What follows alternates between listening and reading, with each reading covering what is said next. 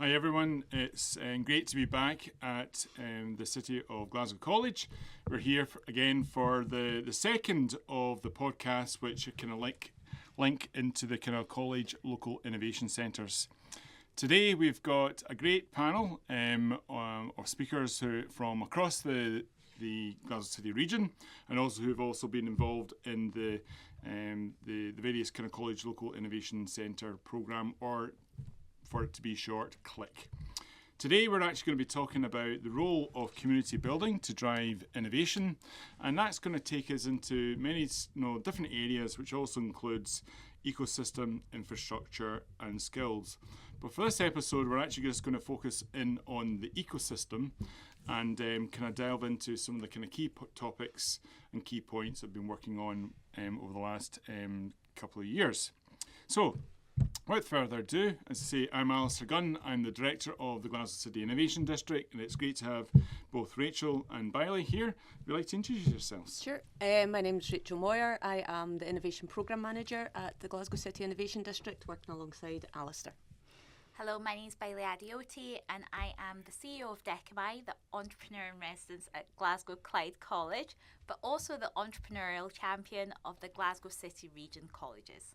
Excellent, fantastic. And a great panel that we have here today, as well as the depth of expertise that we have who have been involved in many different programmes that are driving Glasgow City Region's innovation, but also kind of communities across the city region.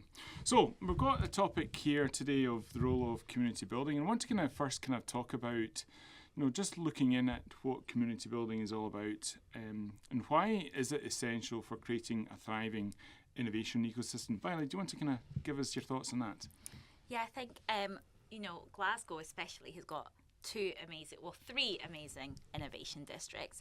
But I think we also have to recognise that around those districts, there are communities who probably don't have access to the services, access to the facilities that others in the universities and the innovation districts have. So it's important that as we're building innovation districts that the whole community is involved, from the youngest to the oldest. And it also shows that we are building something that's inclusive. I think that's the whole bottom line, it's inclusive. I get really encouraged when I go to the social hub in Glasgow, and there's people co-working, there's people doing events and different things. And then the thing that always gets me is their school children doing their homework or school children playing pool. And it shows me that a building like that in an innovation district is for everybody. There's students from the different universities doing their work too and collaborating. And I think if we can have more spaces like that where people feel that are open to them, that they can access them, then it just helps a thriving ecosystem. Yeah, and I think, it's a good point when you're talking about community, and the community across the city region is not just necessarily located in that particular area. And I think that's, if you had a couple of examples, or show a couple of examples of how you bring communities together, because you've been running a few programmes. I know, Rachel, you've been doing a few as well. So do you want to explain a few of the programmes you've been involved with? So this year we were fortunate enough to work with GRID and GCID on our Ignite programme, and that looked at engaging and stirring up entrepreneurship within regions like in Bridgeton, Townhead, as well as like Govan, where you wouldn't associate as immediate neighbourhoods around these innovation districts. So we were able to work with about 27 entrepreneurs who are ideating, and they were able to use the facilities, engage with what Glasgow had to offer, but to also just open up their eyes to see this is possible. And I think we thought if we could put something like this together and show that Glasgow had done it, Glasgow had come together to put on a programme, but the facilitators came from across Scotland to show that actually everybody wants communities to thrive. So First Pot sent a facilitator from Edinburgh, and Social Accountancy Scotland sent somebody from Falkirk. But all the people there on a Saturday too, we delivered the programme on a Saturday, which is very unusual, but we managed to get a 90% attendance consecutively for the weeks. and also taking into like cultural appropriation and different things. So that's just an example of one of our programs, but we're able to replicate that, and through our second program called Ignite Scotland, we're creating a playbook so that other community groups, other especially innovation districts, can learn from us, but just have that in their toolbox and their toolkit, that you don't need to always rely on Dechomai and other groups, that you'll be able to do it in your innovation districts. And I think that's a good point, actually. It's a great example of how, you know, a programme that has been supported and funded from the innovation district, and Rachel, you can provide a bit further information on that. Just how, you know, we're creating here in Glasgow, you know, obviously across the Glasgow City region is something. It's a resource that, you know, goes beyond a boundary, right? And, you know, that's something that's been able to be evolved. I think within the innovation district, obviously Glasgow City Innovation District is largely around the city centre. But it's not to say that there's kind of hard and fast rules about where that starts, because we're aware there's some, you know, Glasgow's a diverse city, working in partnership with other innovation districts, for example, working in partnership out with, we can, you know, that's a strength, not a weakness, I think. And as you say, we've each got different characters, and I think working together, that's the whole point in ecosystem building, is you're trying to be more than a sum of its parts. You know, individuals can work individually in their own silos, working away, but from an ecosystem building point of view, you want to bring everyone in, as Bayile said, including the communities, colleges, the universities, everyone together, because everyone's got a slightly different viewpoint and a different way of looking at things. For example, bringing different sectors together, for example, bringing the creative sector into, you know, engineering or product manufacture. It's amazing that some of the really complex problems that we've got in society today, the way to kind of solve some of those problems is bringing together that really diverse set, and that includes your community groups who particularly are lived experience. One of the things that we delivered this year through the Venture Studio, which is the kind of delivery arm of Glasgow City Innovation District, alongside Baile's programme, was working with a number of social organisations within Glasgow, working on taking them through that kind of innovation journey piece. So we provided some support for them to give them space to think about how they can innovate. A lot of times, particularly third sector organisations, are in delivery mode the whole time, and they just got caught up and don't have time to really think about what they need to do to survive and be sustainable going forward. So one of the other pieces of work that we did was working with a number of organisations, including Agile City, who are based just outside the boundary, in relation to their new retrofit campus. So we were working with them and some other specialists to work through that process of how they get to where they want to be and give themselves space to think. And out the back of that, kind of similar to what Bayile was saying there, we don't want that to stop. So part of what we did with that was developing a playbook, an innovation playbook, again, to give that information and those learnings that we got from that process forward. And again, I say it's just outside the boundary, but they're doing something that those businesses within Glasgow City Innovation District will really benefit from some of the work that they're doing. And just to add on to something that Rachel said too, our Ignite programme was in partnership with Glasgow City Innovation District. Rachel came along with Manish on the first day, along with Susie from Grid, and through the visibility and hearing about what the Innovations Districts did, we've had people go on to the CLIC programmes and then go on to Venture Studio. So some of our cohort that stopped in March are now on to Venture Studio. So also that pipeline is really important.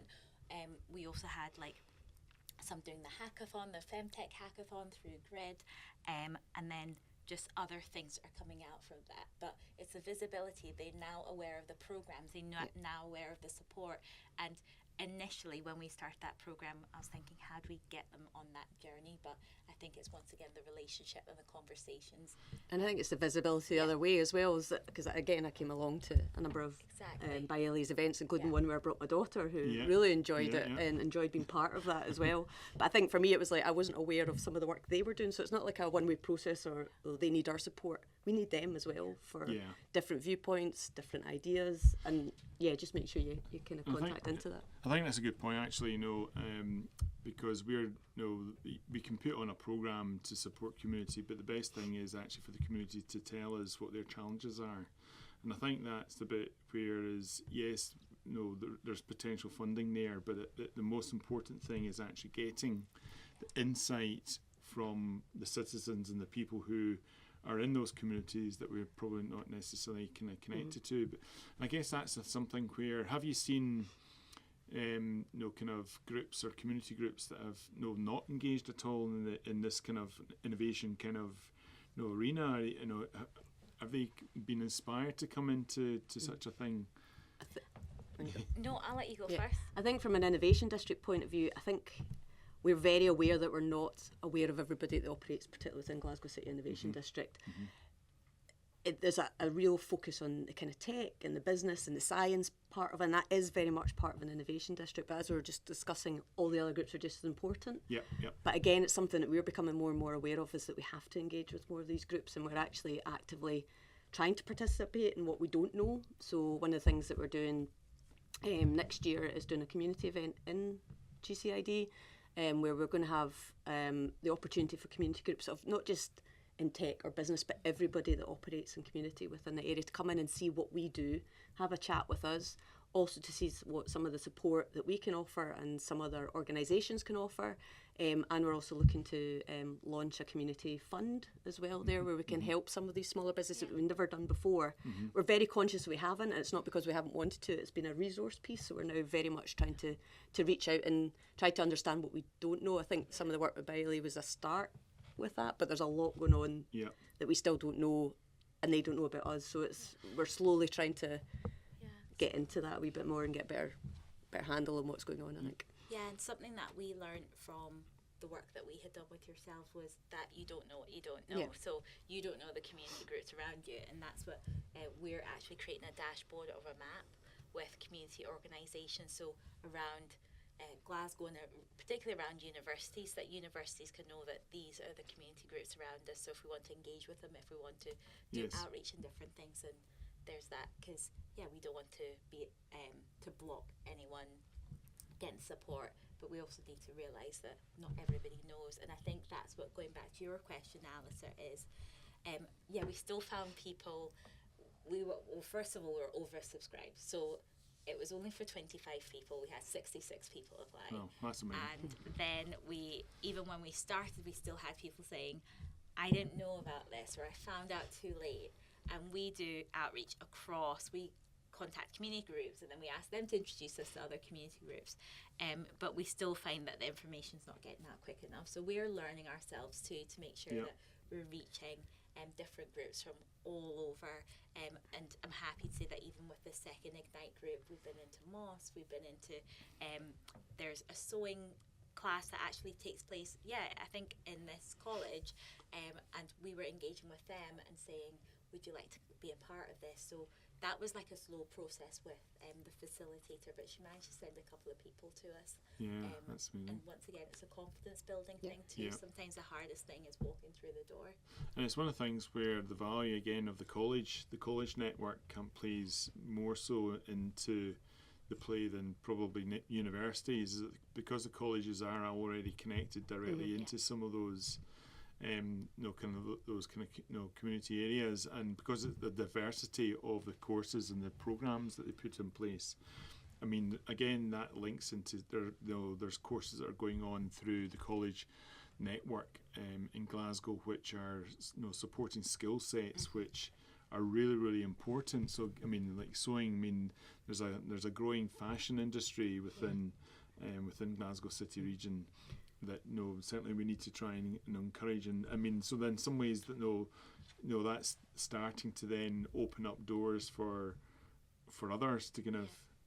I think the main learning for us, and again from some of the work that we've been doing recently, is about we've obviously been used to communicating with business, and we know how to do that well, and we know how to communicate with scientists and those in university.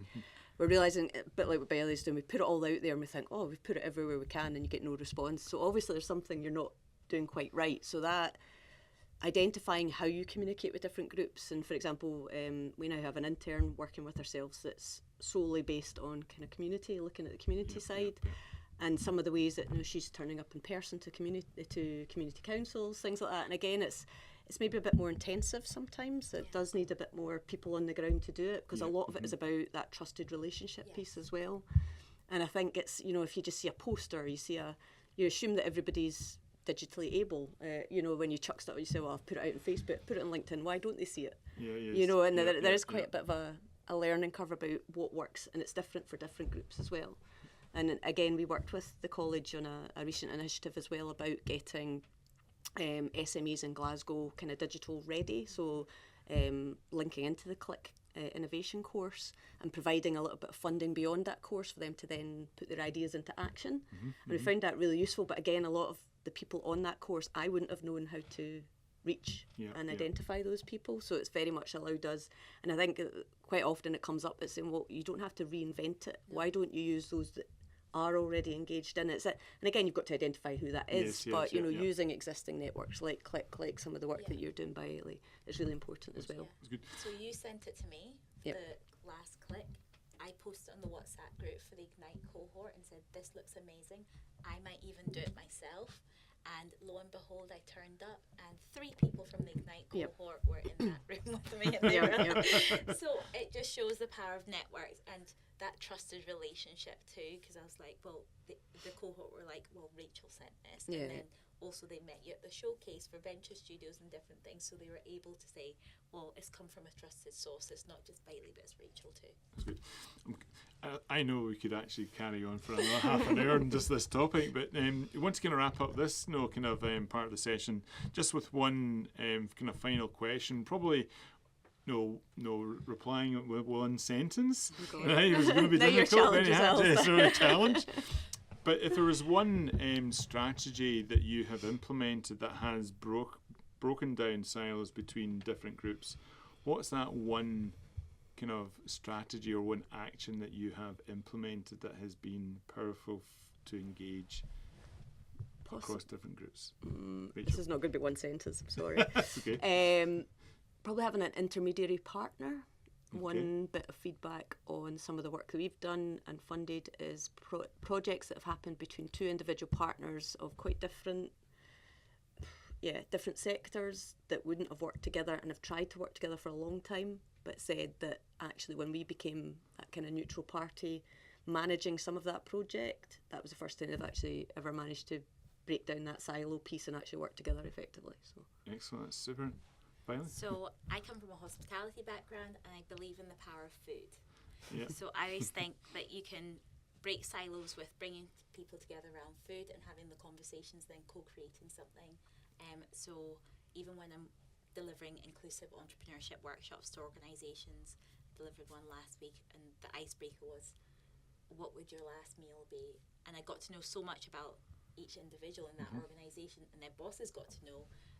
But it's also a learning experience for others too. So, what was yours? You're gonna laugh. Potatoes in any form, mashed, chipped, roasted. Fantastic. So the water cooler effect is now gone. It's now the food cooler. Excellent. Thanks. So that's a great insight, and I really appreciate it. I mean, again, there's so much going on in this part of building ecosystems, and I think what both of you have achieved has been tremendous and actually kind of moving what we have in the community together. But thanks again for this session.